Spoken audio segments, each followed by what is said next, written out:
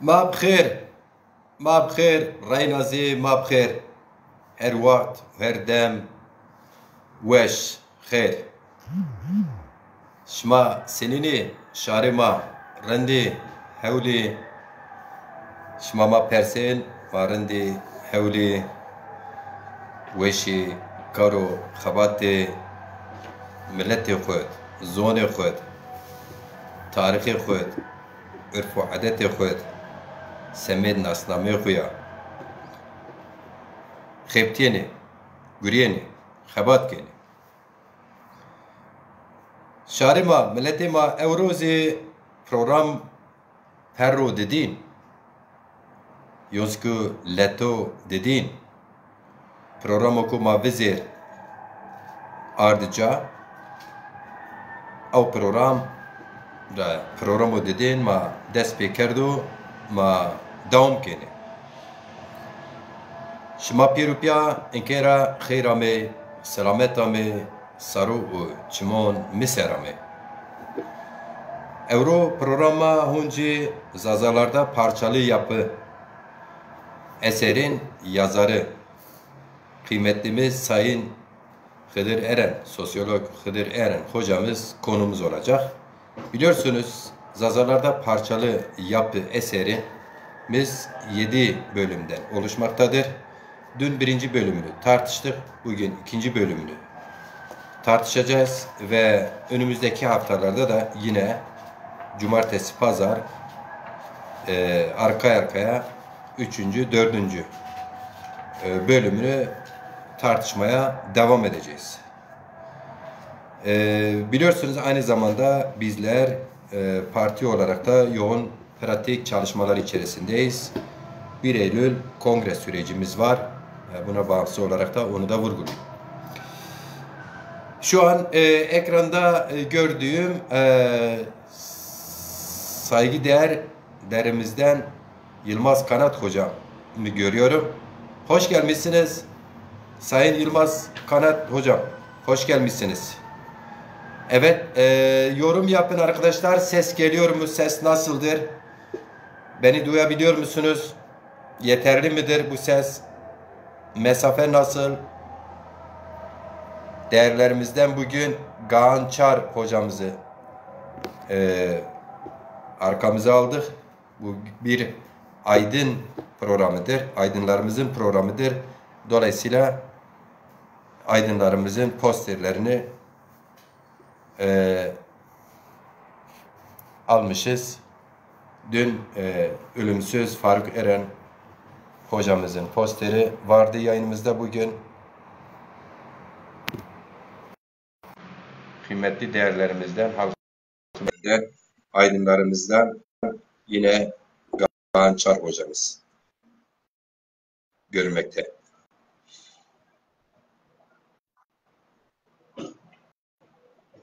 Merhaba Hıdır hocam, Sayın Hıdır hocam. Merhaba. Ben sizi yine göremiyorum.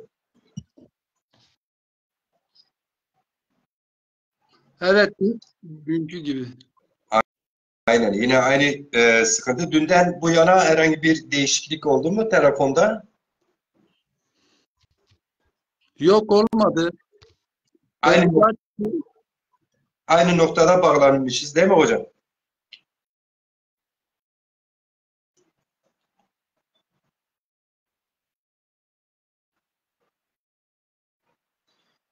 Evet, yine Zülfü Taşkesen, hoş gelmişsiniz. Zülfü Taşkesen, Lajek Aziz Khayrami Deza, hoş gelmişsiniz.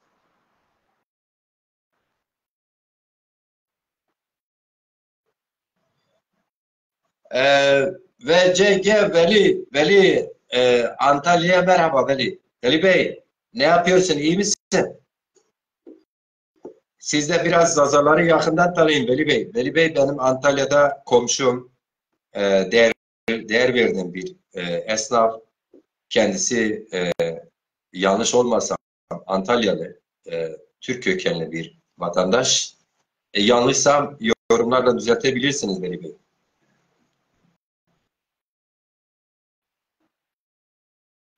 Yanlış bilmiyorsam Veli Bey bir Türkmen Alevisi. Hıdır hocamı yeniden ekliyorum. Kamerası geldi.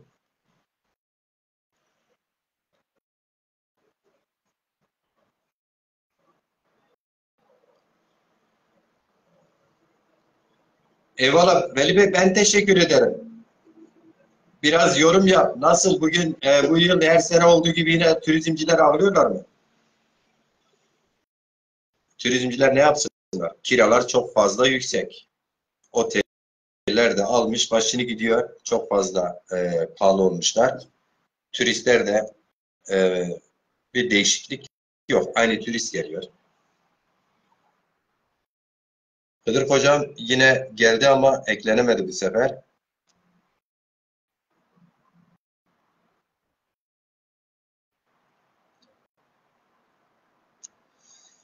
Hıdır hocam bu sefer ben size davete gönderdim. Aslında gelişinizde bir sıkıntı yok. Kamera açılmıyor. Onu dün de kısmen yaşadık o sorunu. Bugün de ilk başta yaşıyoruz gibi geliyor.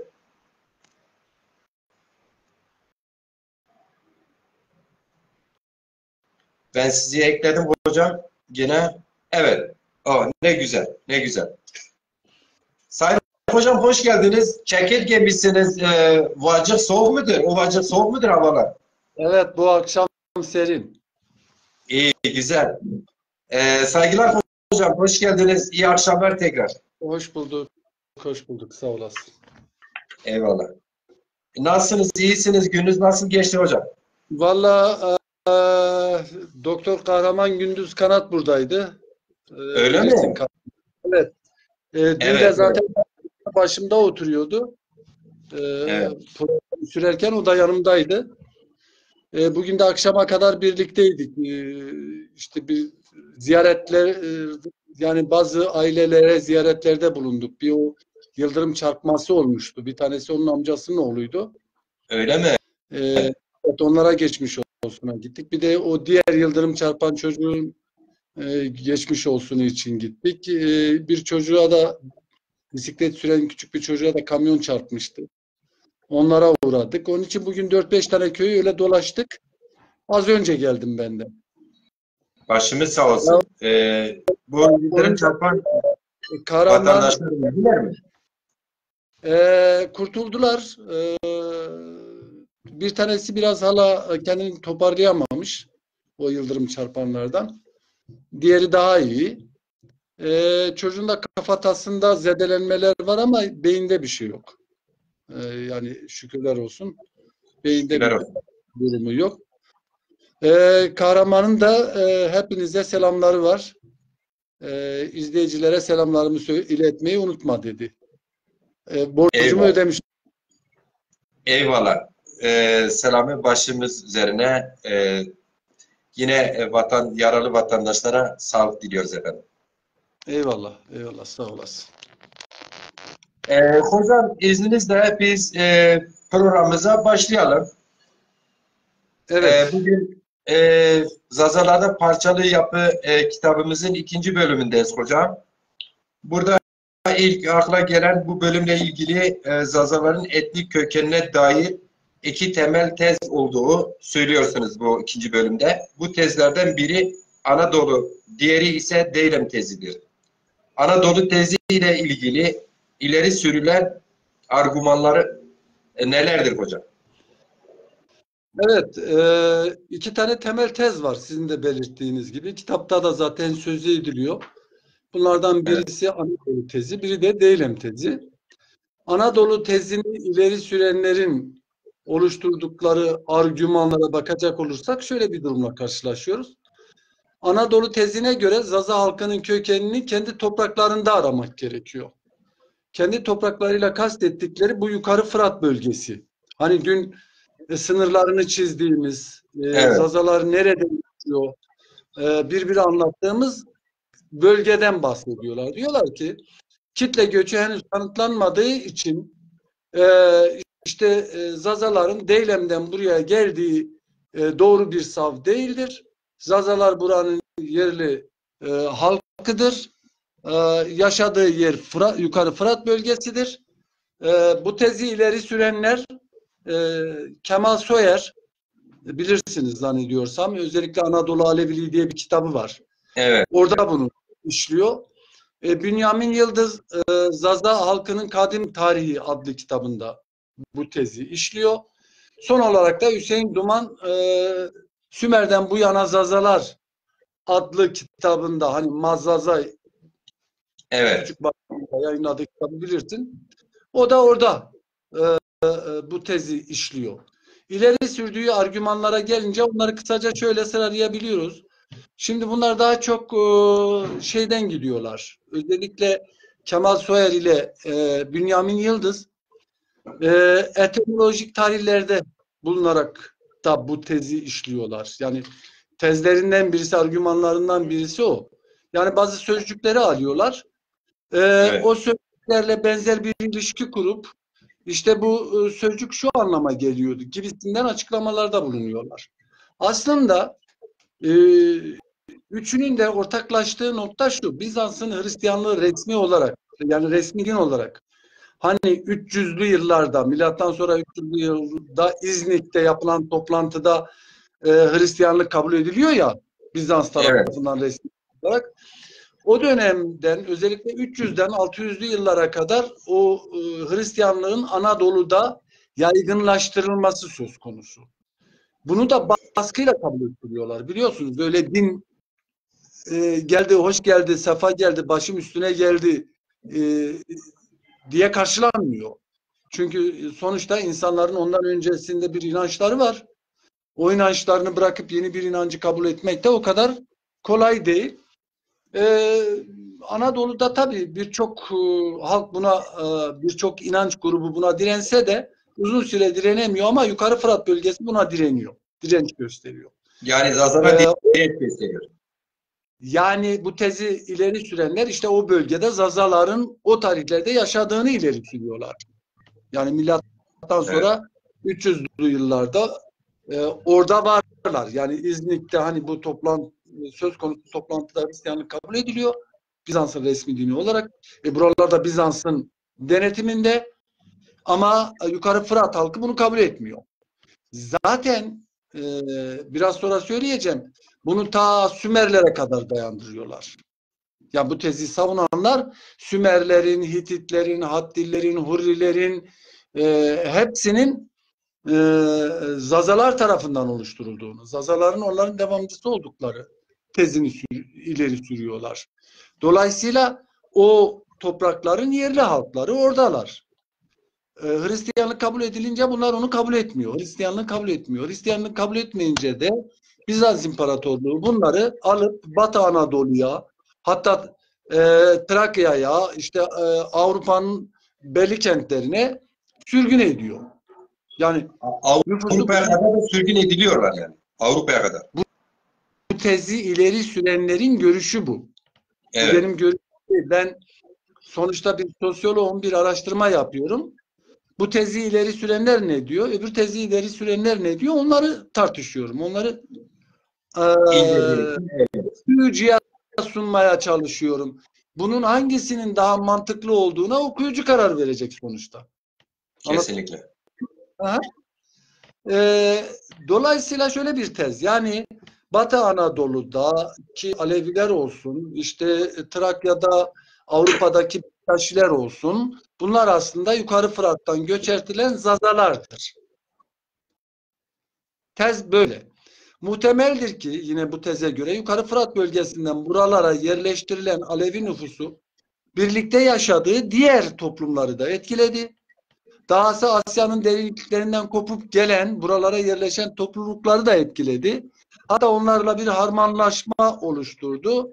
Birlikte bu inancı benimsediler. Yani Alevilik inancını da öteki toplumlara da benimsettiler. Veya öteki toplumlar da bunlardan görüp benimsedi. İkinci argümansa şu. Hocam burada devam edersiniz. Mesela ben 22 yıldır Antalya'da yaşıyorum hocam. Yürükler var, yürükler. Yani yerel kimlikte yürük olarak bilinen yürükler, Antalya'nın yerlisi yürüklerdir. Böyle birebir esnafken sohbet ettiğimizde kimisi Van'dan geldiklerini söylüyor. Özellikle Alevi kesimleri biz daha önceden Anadolu'nun işte Tunceli oralardan geldiğimizi biliyoruz falan diyenler var. Sizin de tam da bunu mu kastediyorsunuz? Bu araştırmacılar ya bu tez bunu mu kastediyor acaba? Tabii araştırmacılar aynı zamanda onu da kastediyor. Daha doğrusu tahtacılar. Belki orada yörük deniyor ama aslında onlar biliyorsun orman işleriyle uğraşıyorlar. O Aleviler, ben de Mersin'de çalıştığım için biliyorum. Toroslar'da çalıştım. Evet. Gürnar'da. Evet, o tahtacılarla sohbet ettiğinizde zaten tahtacılarla ilgili tek bir ciddi araştırma var. Avrupalı biri yapmış.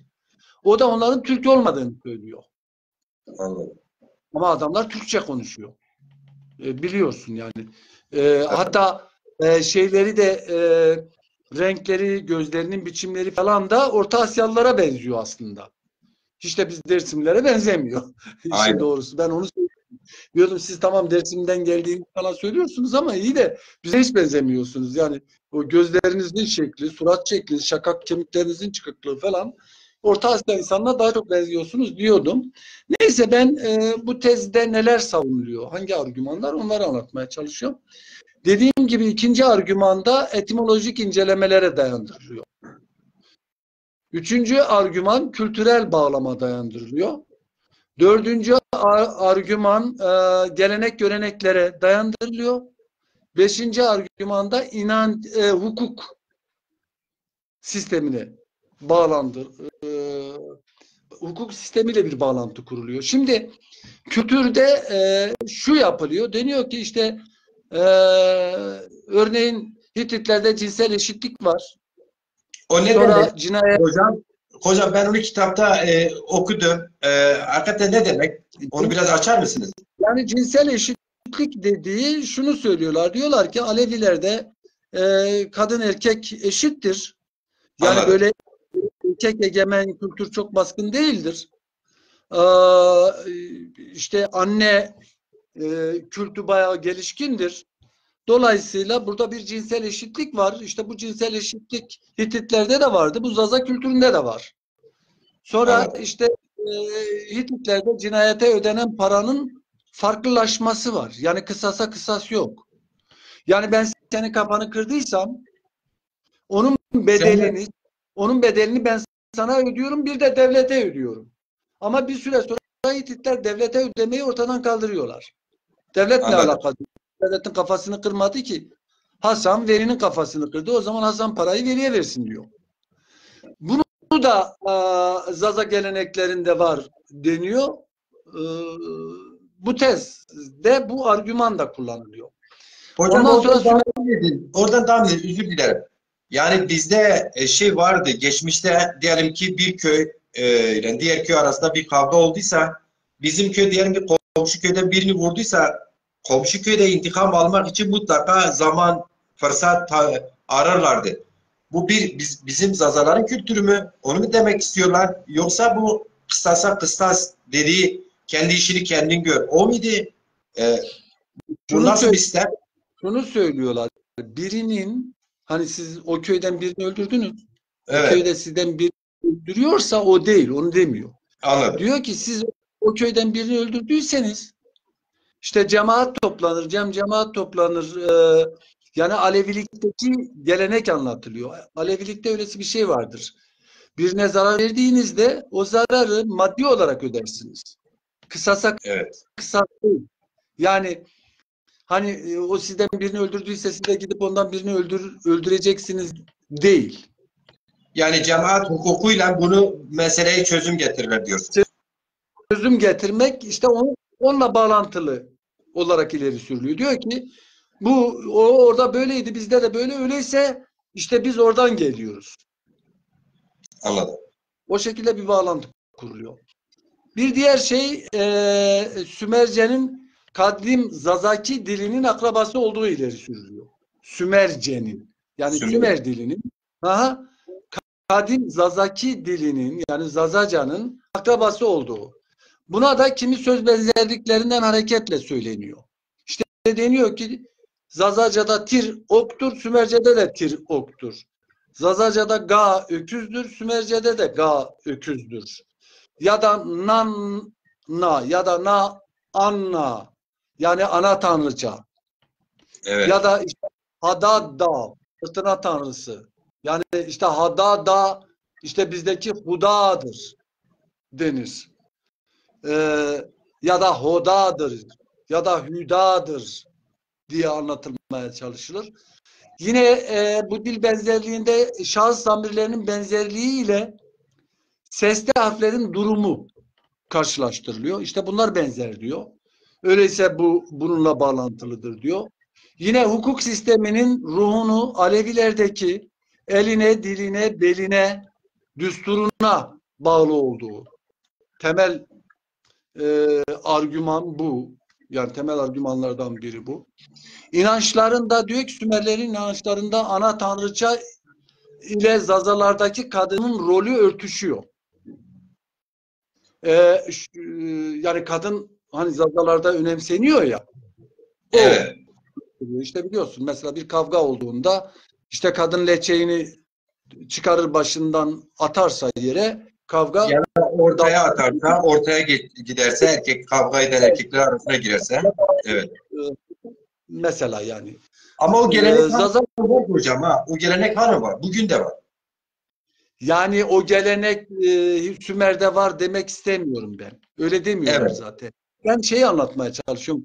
Kadının Zaza toplumundaki yerini orada ana tanrıçanın varlığıyla eşleştirmeye çalışıyorlar. Onu söylüyorum. Evet. Zaza kültürünün bazı özelliklerinin Hititlerin egemenlik ilkelerine yakın olduğunu ileri sürüyorlar. Argümanlarının başlıcaları bunlar.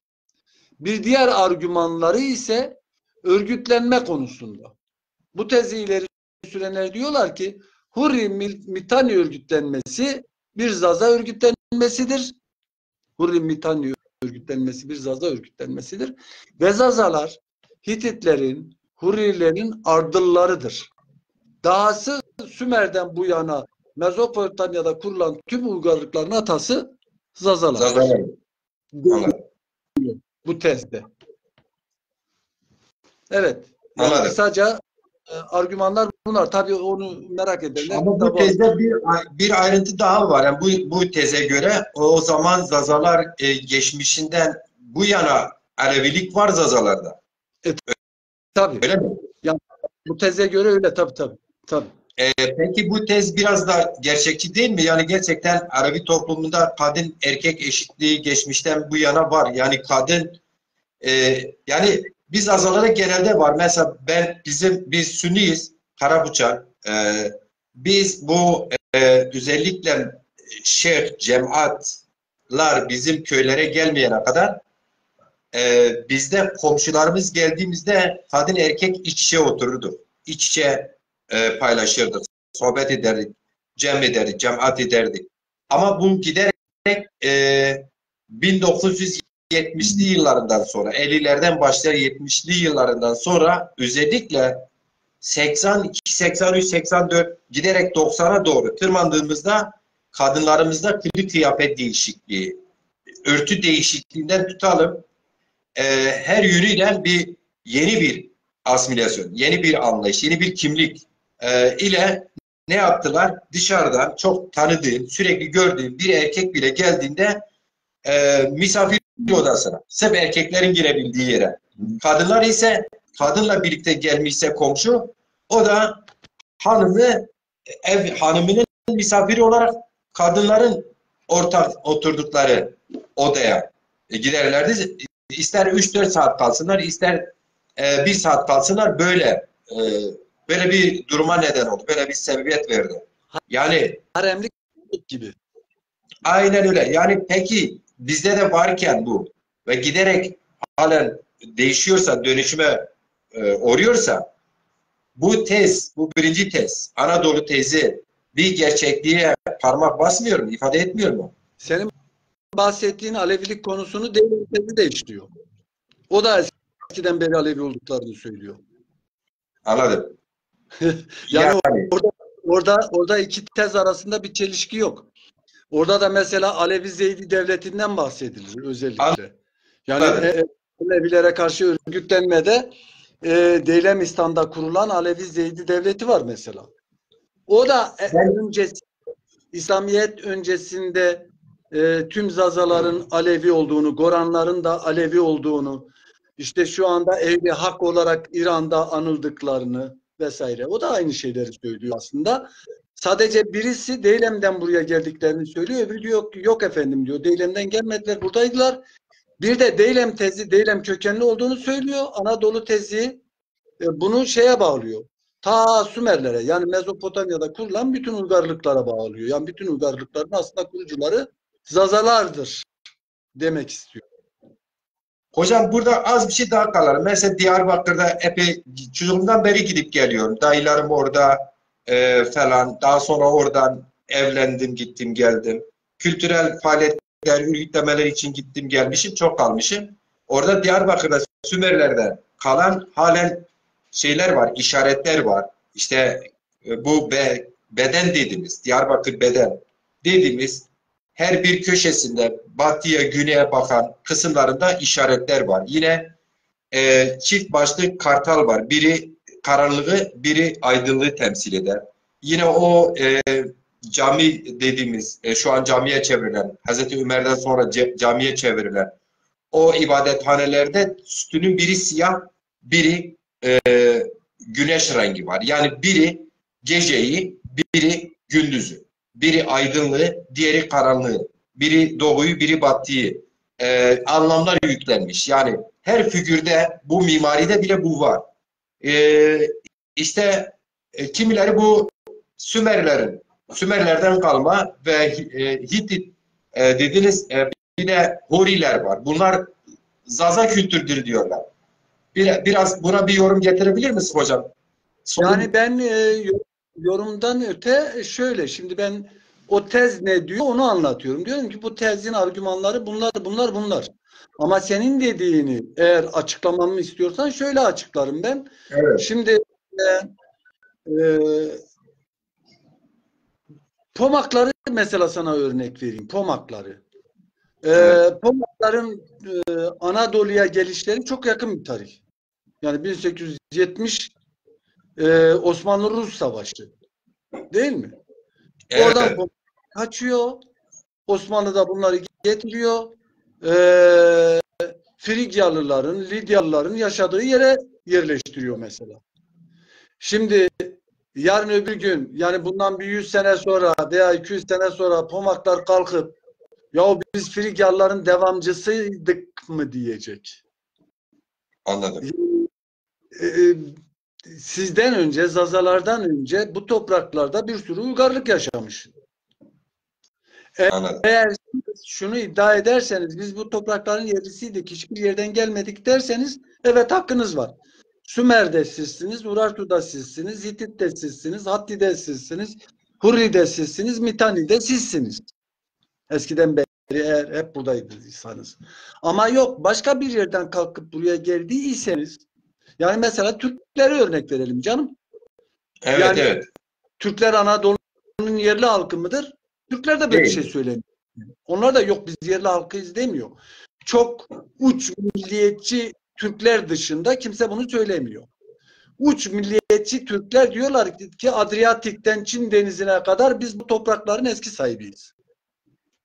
Son Öyle değil mi? yıllarda bazıları dillendiriyor. Geçen gün bir toplantıya misafirdim. İki üniversitede doçent olan bir hoca, aslında biz Türkler diyor geçmişten beri Anadolu'luyuz diyor. Öyle Asya'dan gelmişiz falan, bunlar hikaye diyor.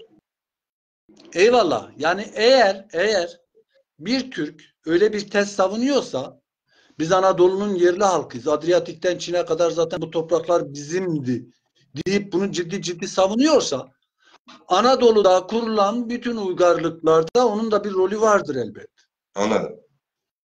Zazalar da aynı şeyi iddia ediyorsa elbet bir rolleri vardır orada. Yani sonuçta çok affedersin eşek başı değil yani. Onun da bir ucundan tutmuştur yani. Kesinlikle. Zaten bir şey var. Şunu bir defa kafamızdan silmemiz gerekiyor. Ben bunu bir e, sosyolog kimliğimle söylüyorum. Homojen değil. Yani Anadolu toprağı homojen değil. Yani Anadolu'da sadece ve sadece Zazalar yaşıyordu diye bir şey hiçbir Allah'ın kulu iddia edemez. Zazaların dışında da başka topluluklar var, yaşıyordular. Öyleyse eğer Zazalar eskiden beri bu toprakta iseler ve onlarla birlikte başkaları da bu toprakta iseler, bu topraktaki uygarlıklarda hepsinin bir payı vardır. Kesinlikle. Yani sosyolojik olarak bu böyledir. Bunun ötesinde bir şey söyleyemezsin. Absürt bir şey olur onu söylemek. Evet hocam. Şimdi de hocam ikinci sorum olarak bu arada tabii ki Fahri Pamukçu hocam, Ali Haydar Çatakçı hocam, Gürsel Sarıkaş şairlerimizden ve diğer ismini şu an hatırlayamadım. Siz konuşurken Ahmet Bülükaya mesela ve diğer Gazi Kali benim köylüm sanırım Hollanda'dan takip ediyor. İsmail Baytemur şairlerimizden İtalya'dan.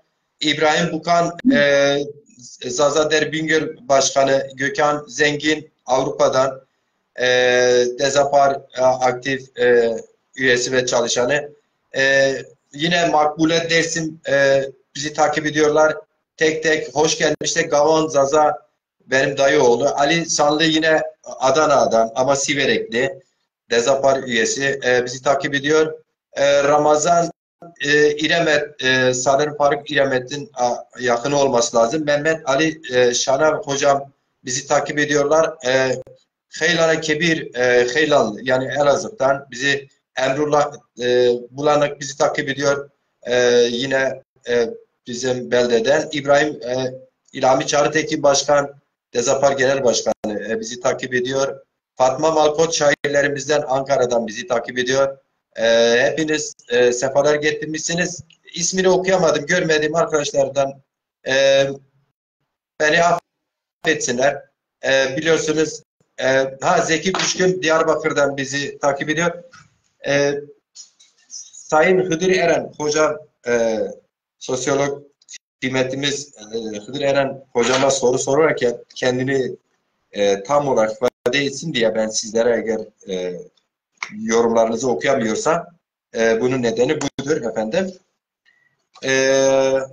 Hıdri Aydı der geldi. Bilmiyorum doğru okudum mu? Hoş gelmişsiniz. Hocam ikinci sorum şudur. Ben hepsine, müsaadenle hepsine kucak dolusu selamlarımı ileteyim. Evet. Sevap Khair Vesbo, Şembo, Rıntgame Goştariya Bemakeni, Maynan Minnettarım. Hocam birinci soru için geniş açıkladınız. Hatta ben ek sorular sordum kamuoyu adına. Cevaplar verdiniz. Teşekkür ederim hocam. Hocam şimdi de biraz daha değilim tezi üzerine konuşalım istiyorum. Bu teze dair neler söylemek istersiniz? Değilim tezine dair. Evet, o teze geçmeden önce Mehmet Ali Şenel'in bir sorusu var. Karşımda duruyor şu anda. Görüyorum. Bizi eski yaşlılarımız ki biz Kalubela'dan beri buradayız. Bu Kalubela yerleşik anlam mı yoksa çok eski bir zamana mı tanımlıyor? Biz Kalubela'dan beri buradayız derken bu alemdeyiz demek istiyorlar. Yoksa yani bu yukarı Fırat bölgesindeyiz demek istemiyorlar. Anladım. Bu alemdeyiz demek istiyorlar. Yani bu yeryüzündeyiz, bu dünyadayız demek istiyorlar. Evet, ben teşekkür ediyorum. Deylem tezi üzerine biraz da konuşalım dediniz. Aynen. Az önce Anadolu tezini anlatmaya çalıştık. Onların argümanlarını sunmaya çalıştık. Deylem tezi yani mesela az önce işte Hüseyin Duman, Kemal Soyer,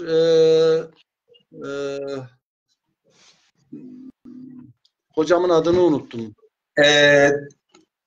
Daimi Cengiz hocam. Yok. Yok. Diyor. Bağışlasın bizi Bünyamin Yıldız. Bünyamin Yıldız hocam. Evet. Yıldız hocam. 3 isim saydım. Çünkü akılda kalan bunlar ama Deylem tezine gelirsen hem de neredeyse hepsi İranolog. Yani bilim adamları, dil bilimciler ve İranologlar. Deylem tezini savunanlar. O yüzden Deylem tezi biraz daha kitapta geniş yer buldu. Yani bundan dolayı daha geniş yer buldu. Yoksa benim tezim birini daha akla yakın bulmamdan kaynaklanmıyor. Deylem tezine göre Yani şunu mu demek istiyorum? Diyelim tezi daha bilimsel, İranoklar, gezginler, ne bileyim, farklı verilerle daha somut bir ileri şey koyarak mı savunuyorlar? Somut olarak neye dayandırıyorlar? yani ileri sürdükleri tezin altını biraz daha iyi dolduruyorlar Anladım. diyebilirim. Deylem tezine göre Zazaların gerek dil bilimsel deliller ama az önceki tezde savunulan dil bilimsel tezler gibi değil. Anladım. Yani böyle 2-3 kelimeyi bulup da işte bak bu kelimenin şurası benziyor, onun da burası benziyor değil. Daha dil bilimsel analizler. Yani gerçekten dil bilimsel analizler. Gerekse Abbasiler dönemine dair bilgilerden yola çıkarak Kuzeybatı İrani bir halk oldukları ileri sürülüyor Deylem tezinde. Yani yukarı Fırat kökenli bir halk değil. Kuzeybatı İrani bir halk oldukları ileri sürülüyor. Zaten Zazaca'ya baktığınızda yani Zazaca'yı dil bilimsel olarak incelediğinizde Kuzeybatı İrani bir dil olduğunu bütün dil bilimciler bu konuda konsensüs sağlamış durumda. Yani kimse bunun zıttını söylemiyor. Söz konusu teze göre Zazaların soyu hakkında Partlar ve Deylemliler olmak üzere iki temel halk ön plana çıkıyor. Yani Zazalar götürüp Partlara dayandırılıyor. Bunlardan ilki Sasanilerden önce İran'ı yöneten Kuzeydoğu İran orijinli, dilleri de Zazaca'ya çok yakın olan Partlar. İlk başta bunu görüyoruz. Evet. Sasanilerin Zaza halkının son ana yurtlarını yönettikleri, son ana yurtları dediğimiz yani Deylemistan denen bölgeyi yönettikleri ya da bugünkü işte İran'da Gilan diye anlatılan bölgeyi, anılan bölgeyi yönettikleri bu topraklarda Sasani hükmünün işte Hazreti Ömer dönemine kadar 651'li yıllara kadar sürdüğünü zaten yakın tarih olduğu için hepimiz biliyoruz. Evet. Dolayısıyla Sasani kökenli olmasa dahi yani bu tezi savunanların bazıları Zazaları götürüp Sasanilere bağlarlar. Ama birçoğu şunu söylüyor. Diyor ki Sasani kökenli olmasa dahi Sasanilerin Zazalar üzerinde önemli etkileri vardır. Yani Sasanilerin Zazalar üzerinde önemli bir etkiye sahip olduklarını bu tezi savunanlar ileri sürüyorlar. Ancak burada Zazaların kökenine dair yani bu tezi savunanlarca esas olarak Deylemlilik ön plana çıkıyor. İrani diller konusunda uzman olan dil bilimcilerin ekseri çoğunluğu dil bilimsel kanıtlara dayanarak az önce de dediğim gibi Zazaların Hazar Denizi'nin güney ucundaki Deylem bölgesinden o dil bağlantısından dolayı oradan geldiklerini ileri sürüyorlar. Yani yukarı Fırat bölgesine oradan geldiklerini ileri sürüyorlar. Deylemlilerin ülkelerinin eski İran kralları tarafından yani Aşamendiler tarafından Partlar Sasaniler tarafından zapt edilmiş göründüğünü ancak Deylemlilerin bu sözde edilenlerin birliklerine gönüllü paralı asker olarak katıldıkları çünkü Deylemlilerin savaşçı bir millet olduğu bunların Abbasilerin ordularında görüldüklerini, Bizansların ordularında görüldüklerini, hatta Selçukluların ordularında dahi görüldükleri tarihçiler tarafından anlatılıyor. Yani Pers ordularında yine hakeza göründükleri anlatılır. Bunlar 4. yüzyıldan 7. yüzyıla kadar Perslerle sürekli savaş halinde olan Bizans'ın kaynaklarında geçiyor. Yani Evet. Bizans kaynaklarında bu Deylemli birliklerden sık sık söz ediyorlar. Çok savaşçı olduklarını söylüyorlar. Değil mi hocam? Ya yani şimdi biliyorsun Bizans'la Perslerin yoğun savaşları vardı. Anadolu sürekli biliyorsun Perslerle Bizanslar elinde arasında el değiştirir. Dolayısıyla Bizans kaynaklarına baktığında Bizanslılar Pers saflarında. Çünkü şöylesi bir şey var. Bizanslar aslında Perslerin, aslında İranlıların çok naif insanlar olduklarını, aslında Evet. savaşmadıklarını, onlar daha çok saflarına başka halkları kattıklarını, savaşanların onlar olduklarını, hatta İranlıları kadın olarak niteliyorlar. İranlılar çok affedersin, karı gibidir derler. Yani oyalılar, boyalılar, küpeliler, işte Biraz da giydikleri biraz da gerçekçi hocam. Ben yani İran'a gittim hakikaten. Hakikaten de biraz Persler öyledirler yani. ha Onların mesela onların diğer halkları yönettiği bölgelerde özellikle Acemleri görev vermişler. Acemler halen de öyledir. Halen de öyledir. işte Doğru bir tespit. işte Bizanslar orada kendilerini zorlayanın Perslerin safında yer alan, yani Pers askerleri safında yer alıp savaşan Deylemli birliklerden söz ediyorlar. Anladım. Yani onlar savaşçı. Onlar savaşçı hakikaten. Yani öyle İranlılar gibi değiller. Daha savaşlar. Tamam, onlar da İranlı bir halk ama onlardan daha farklı bir Ama Farslardan farklı. Ters yani Farslardan farklı. Fars. Değil mi? evet. Onu, Ya, evet. evet. Pers Hocam özür dilerim. İranlar dedince bizim geniş bir kitle. Yani pek araştırma, inceleme vesaire merakı olmayan kitleler bunun etkisinde, bunun propagandasının etkisinde kalanlar İran'ı kastettiğimizi söylüyorlar. Şu anki İran'ı kastettiğimizi düşünüyorlar. O yüzden hemen bu sözü duyar duymaz mesafe koyuyorlar. yani Persler dediğin Pers sınırı bir yerde ta Trakya'ya dayanır. Evet. Bir tarafta ta Orta Asya'nın işlerine kadar dayanır. Yani çok geniş bir coğrafyadır. Perslerin idare ettiği coğrafya çok geniş bir coğrafya. Yani Pers derken bugünkü İran'ı düşünüyorsak yandık. Vay halimize. Aynen. Hakikaten vay halimize. Ee, Bu Deylemlilerin ilk olarak 2. yüzyılın sonlarında klasik kaynaklarda söz ediliyor zaten Deylemlilerden. Yani Felix bunu anlatıyor. Coğrafyacı Yakut'ta bunu görüyorsun. Deylemistan'ın varlığına işaret ediyor. Windward'da Gorani ve Zaza tarihinin Hazar Denizi'nin güney bölgelerine dayandığını görüyorsun. O da onu anlatıyor. Bu tezle ilgili araştırmaların başladığı tarihe baktığımızda özellikle en çok Deylemlilerden bahsedilen kaynaklar 15. yüzyıla dayanıyor.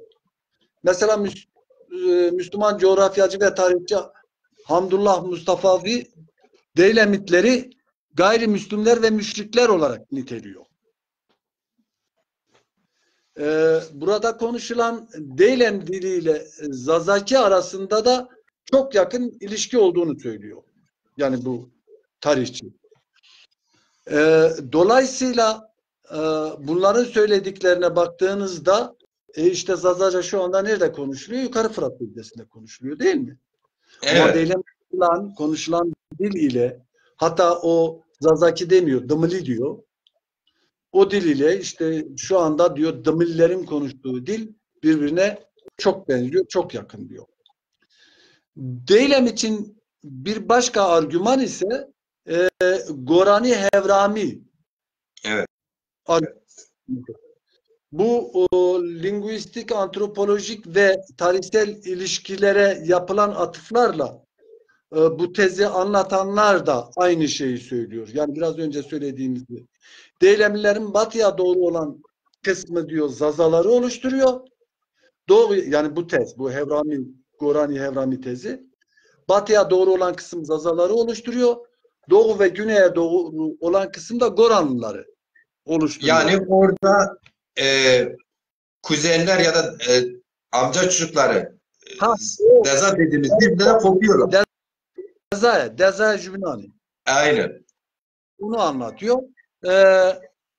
Sonradan bunların koptuğunu, işte Zazaların batıya doğru hareketlendiğini, Goranların da güneye doğru hareketlendiğini, bunun da daha çok Abbasiler döneminde yaşandığını Kadir anlatıyorlar. Hocam bir uyarı aldım, özür dilerim. Kameraya biraz daha mesafeli olsanız ekranda daha iyi görürüz diye arkadaşlar var, yorumcular.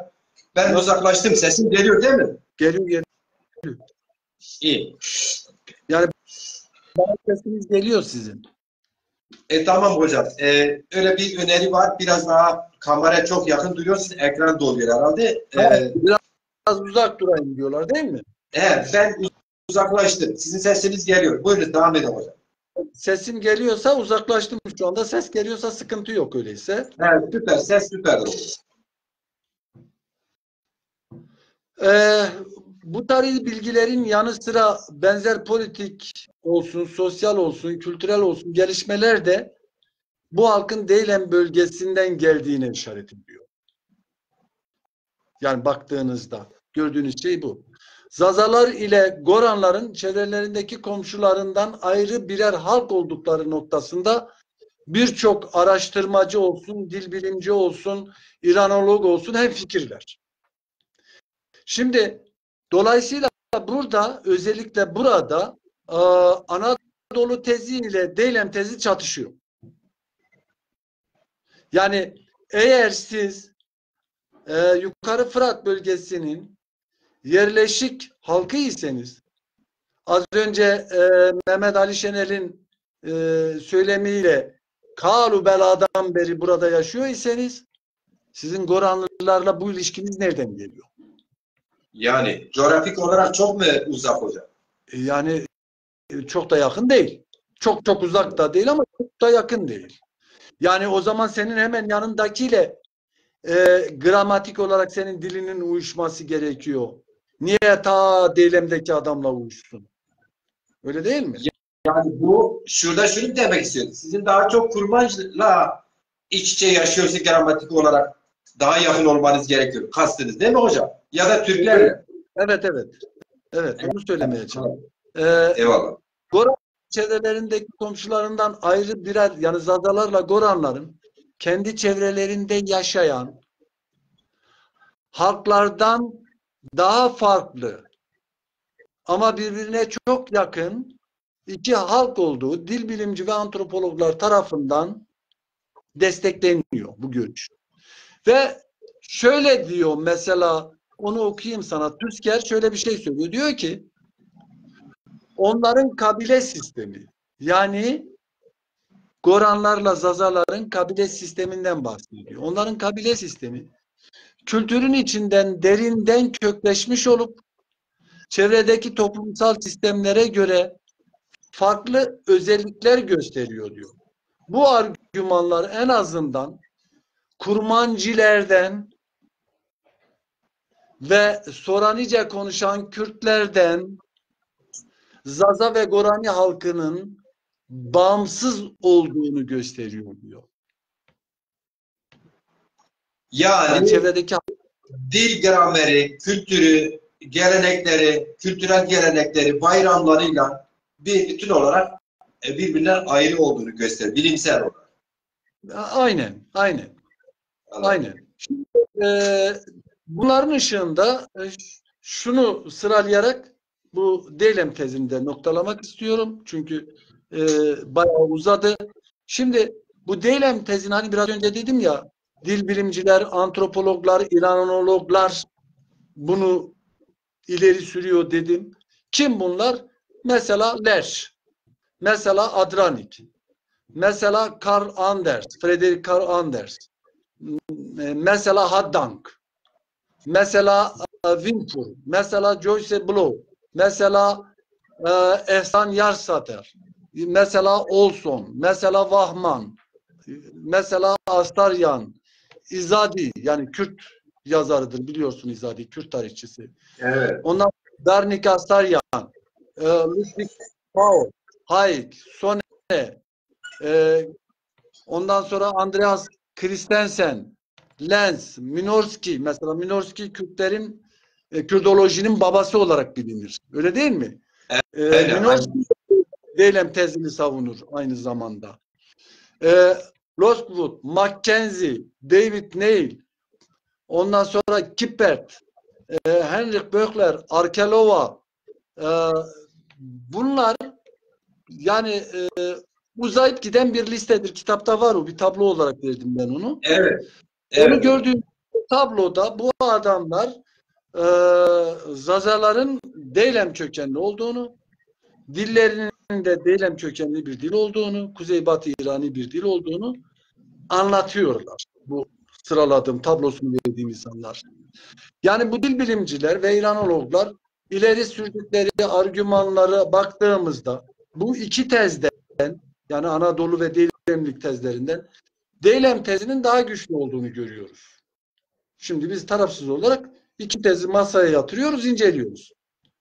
Peki hocam, bu saydığınız bütün dil bilimciler ve arkeologlar yine e, bu hocalar her birisi dil bilimcisidir, bilim insanıdır.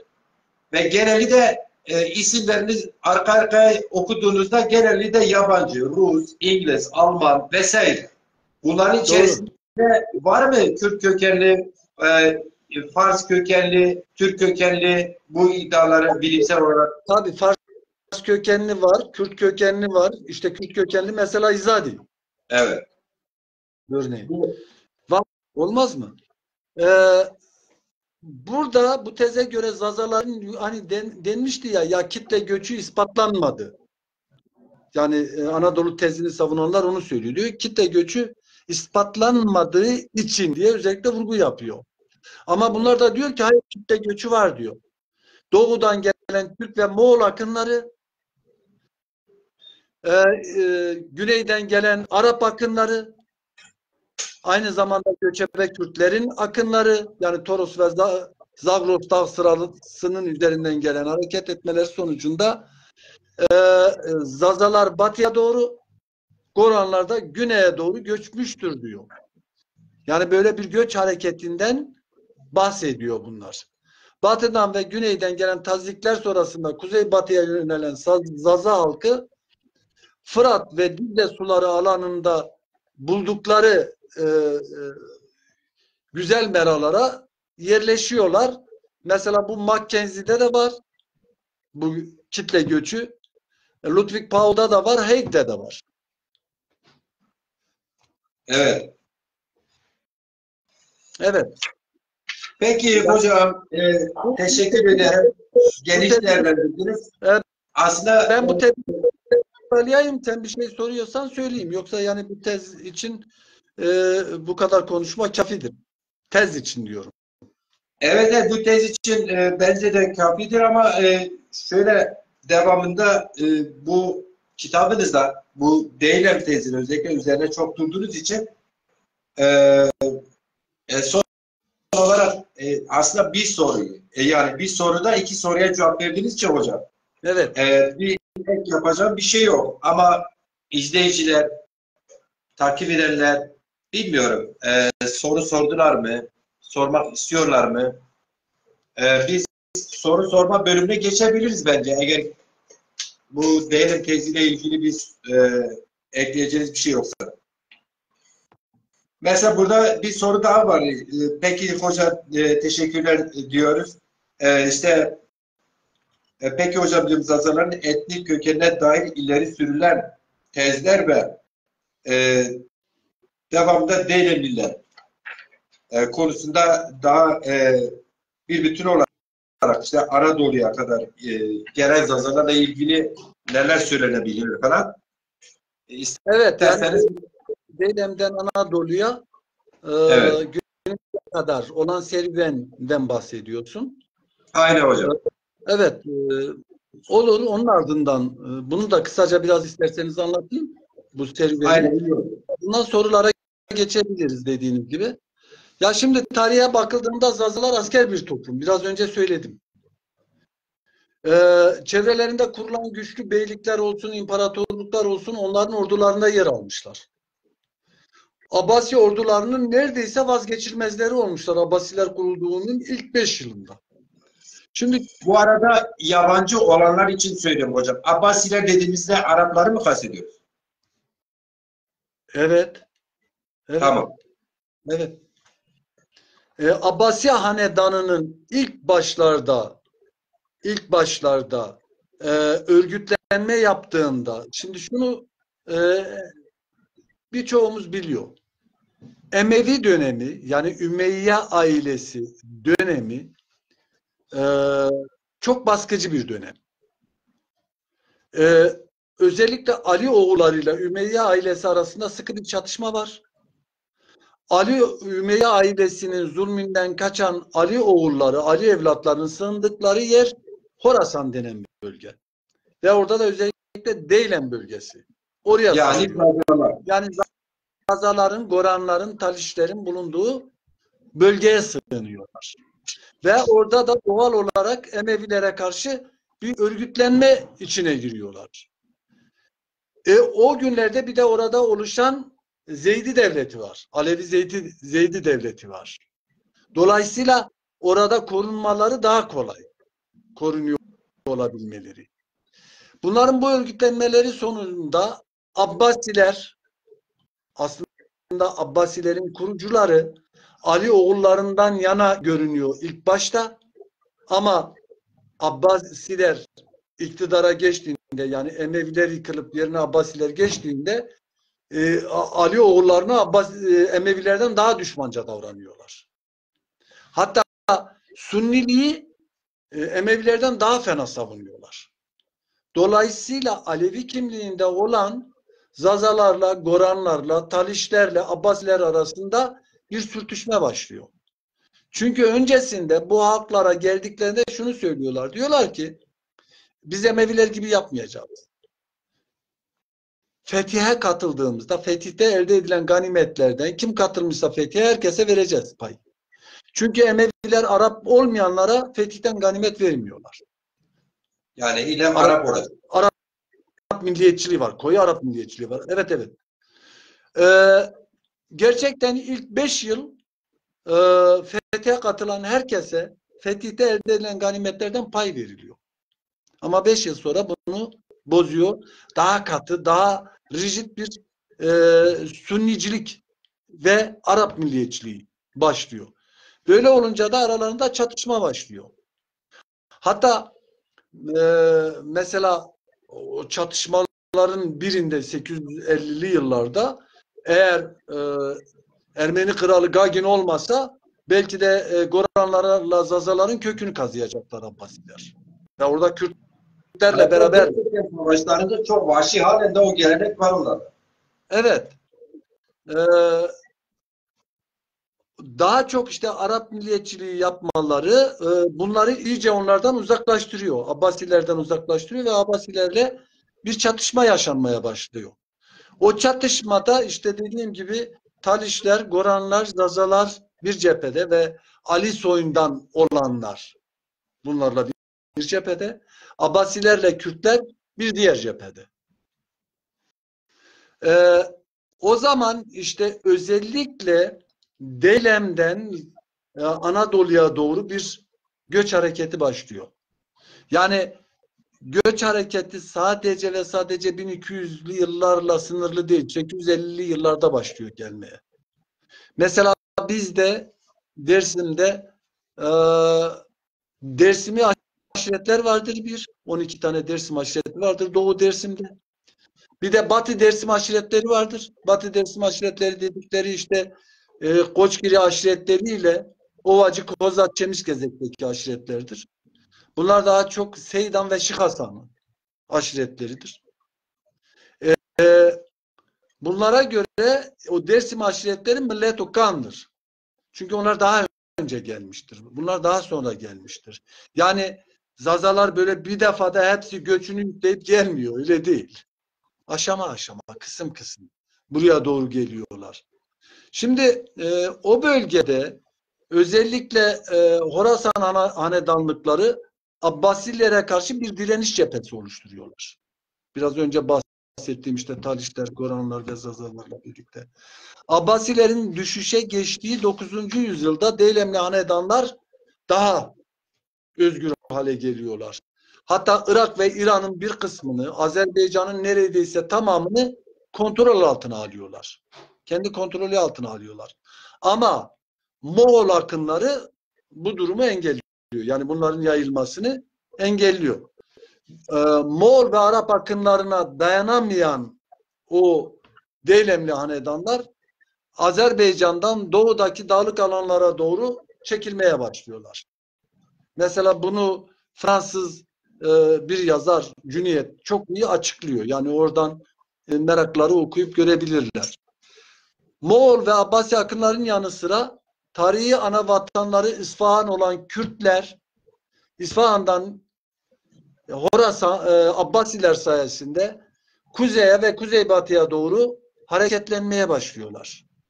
Abbasiler hatta bunları getirip Horasan'a yerleştiriyorlar Kürtleri.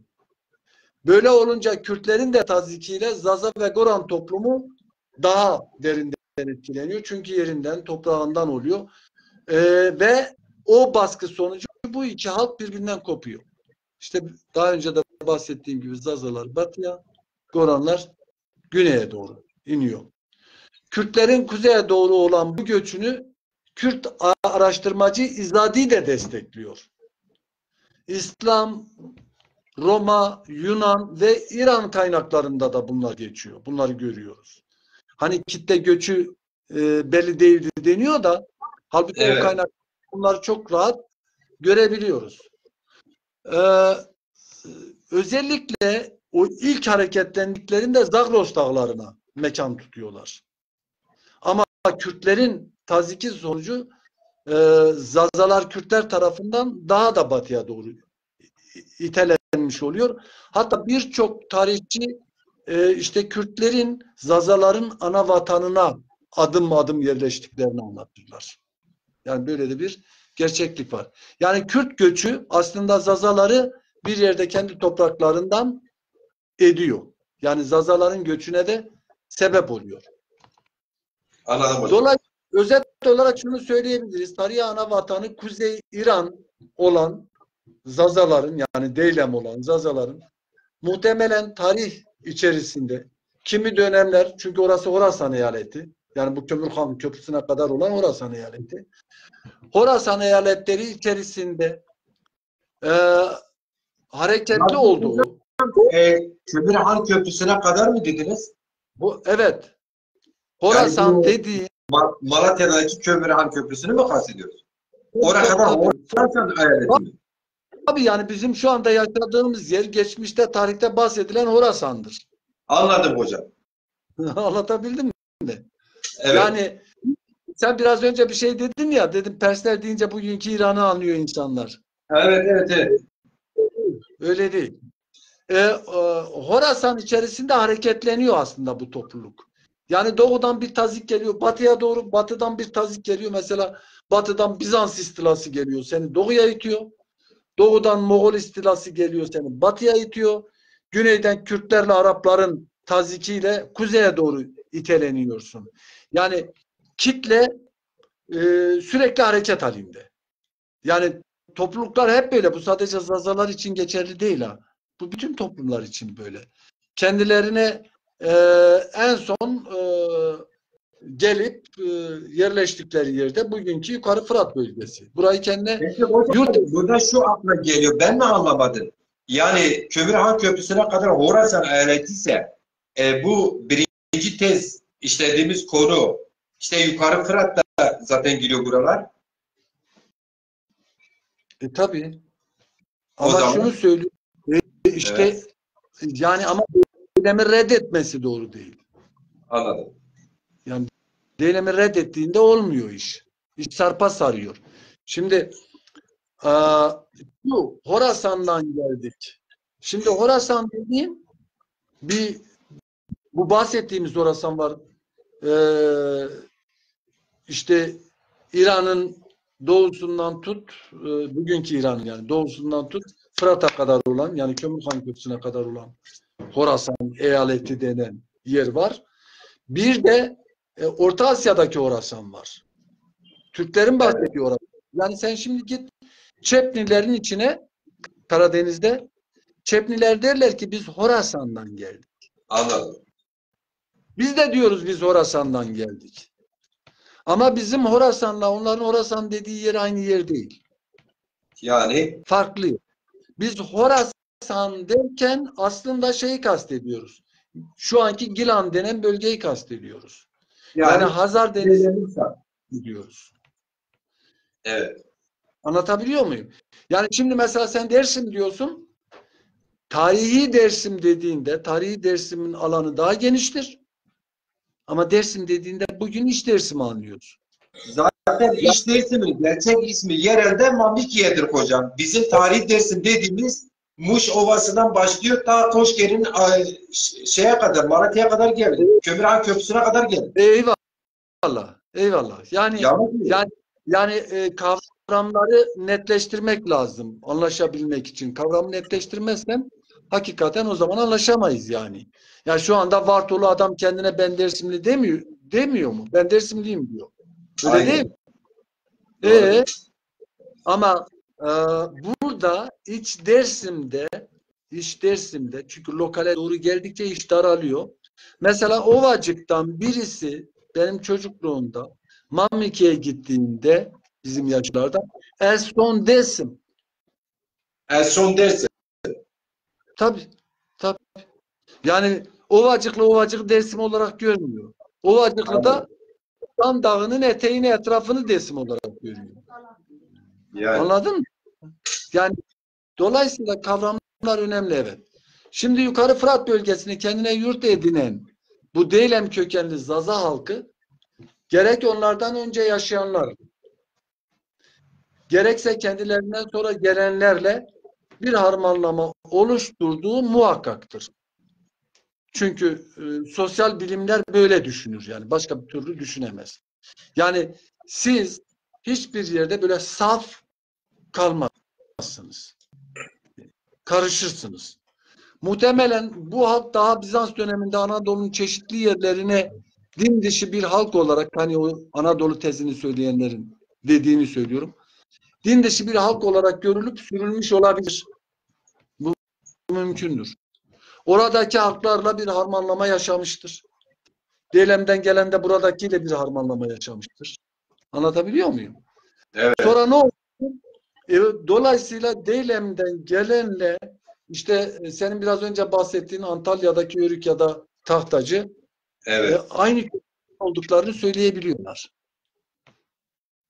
Aynen. Ama günümüzde artık gen testi diye bir şey var biliyorsun. DNA testi, gen testi dedikleri. Oradan acaba aynı mıdır, değil midir, nedir? O ayrı bir şey. O biraz daha bilimsel bir şey, biraz daha tıbbi bir şey falan. Farklıdır. Genetik bilimi daha doğrusu. Yani ihtimal şunu kastediyorsunuz. O genetik bilime göre kişi bugün kendi Zaza görüyorsa Ermeni çıkabilir, Kürt çıkabilir. Onu mu kastediyorsunuz? Ya da kişi kendini Kürt görüyorsa Zaza çıkabilir orijininde vesaire. Ya şimdi biraz önce dedik ya hani sen o Antalya'dakilerden bahsederken Evet, tahtacı evet. dedim ki bugüne kadar hiç doğru düz bir araştırma yapılmamış. Bunlar ne zaman ortaya çıktılar? Buraya ne zaman geldiler? Buralı mıydılar? Dışarıdan mı geldiler? Orta Asya'dan mı geldiler? Hakikaten Dersim'den mi geldiler? Ne zaman alevleştiler? Bunların hakkında bu konularda hiçbir bilgi yok. Tahtacılara dair dedim ya batılı bir adam tek yazmış. O da Fransız Rox.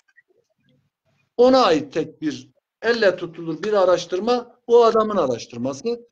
O da tahtacılar Türkler gelmeden önce Anadolu'da bulunuyorlardı diyor. Anladım. Öyle ya da o tahtacıların şeylerle bir alakası kalmıyor yani. Yani onun Bu Antalya örneği verdiğimde bir şey daha söyleyeyim. Mesela ben 8 yıl Kemer ilçesine beldesi olan Beldibinde. Şu an beni izleyenler arasında var arkadaşlar. evet. Beldibinde yaşıyorum. Biz kiracısı olduğumuz yerlere çoğu da MHP kökenli. Yani böyle kuyu MHP'liler. Oturup konuştuğu 8 yıl kiracılarıydı. İyi insanlardı yani gerçekten. Sonra Arap kökenli olduklarını öğrendim kendilerinden. Evet. Hikayeleri de şöyle başlamış. Bugün işte Hatay'da Araplar da biliyorsun birbirlerine çok vurup kırarlar yani. Düşman Evet.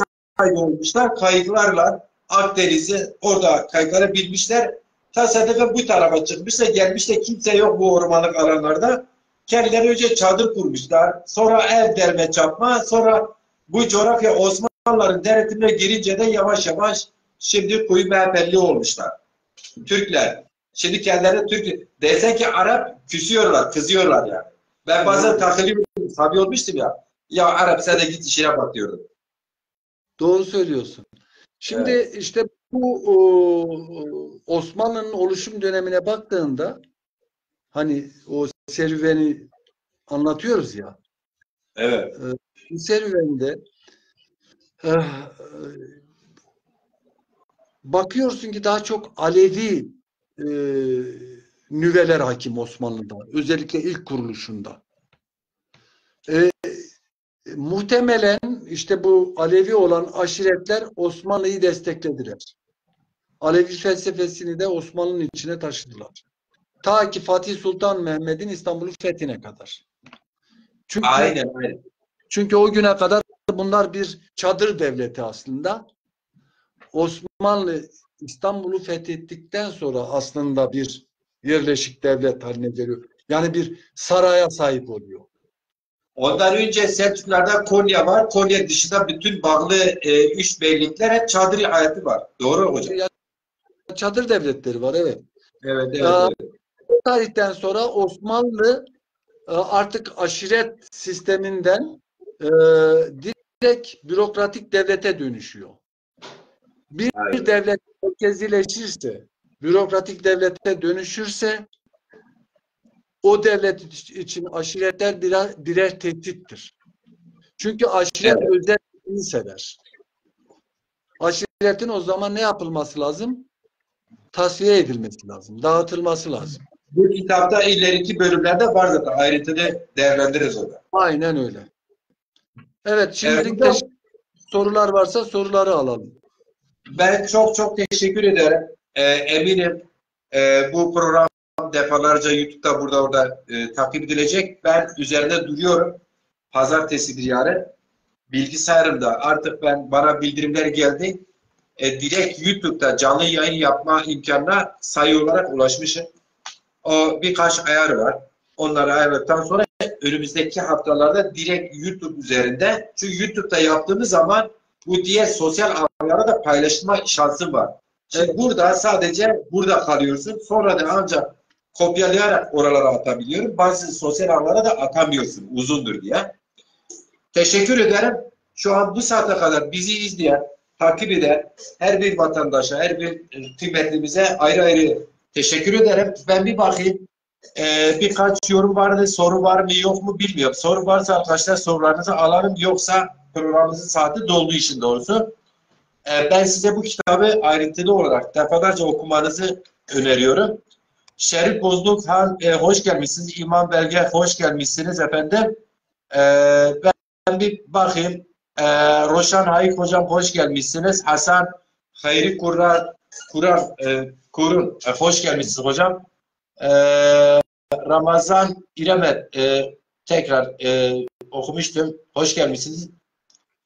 Şey vardı Mustafa Demirci eski Zazade başkan sizden önce bir dönem başkanı yapan Mustafa Demirci buradaydı. Hoş gelmişler. Yine Zaza kardeş burada da Bingöl'den selam söylüyorum. Macir abi senin yüzün tam görünmüyor. O ben şimdi değil daha önceki yorumunuzda herhalde. Hocam teşekkür ederim ben. Biz sesimiz duyulsun, yüzümüz görünmese de olur ama bu uyarınız için de güzel teşekkür ederim. Cahit Yamanoğlu hoş gelmişsiniz. Mehmet Hanfi Kaya hoş gelmişsiniz. İsmet Siverekli hoş gelmişsiniz. Hasan Kurnaz hoş gelmişsiniz.